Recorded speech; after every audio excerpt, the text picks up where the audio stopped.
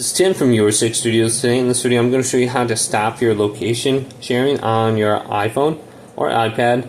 So we can just go to settings right here, scroll all the way up to our name, tap our name, then we go to Find My, and we can turn off Find My iPhone right here or iPad, and then just turn it off right here, and then we can stop sharing our location as well.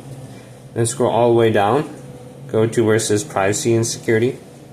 And then we got location services. We can turn off location services. Share my location right here. We can just turn it off here as well.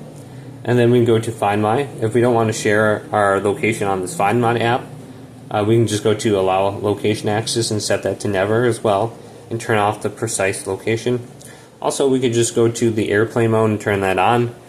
We can just disconnect from the internet and still use our iPad or iPhone as well. But hopefully this video did indeed help you out. If it did, leave it a big thumbs up and subscribe to my channel down below.